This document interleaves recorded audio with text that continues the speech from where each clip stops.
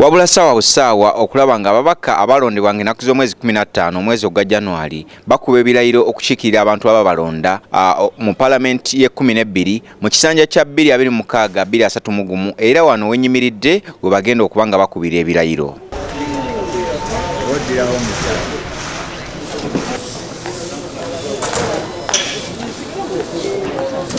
Ababaka basabiddwa okujjayo n'abantu abalala basatu nga kuno kulinza okubaka ab'enganda oba mukyala we oba abaana okulaba nga bamubugiriza ng'akuba ebirayiro bye. Ababaka 528 be bagenda okulayira ku mulundi guno oluvannyuma lw'okufa kw'omubaka w'e Kalangala eyali alondeddwa Helen Nakimuli atagenda kuba nga alayira ku mulundi guno. Paalamenti beetegese okulaba nga balayiza ababaka bano.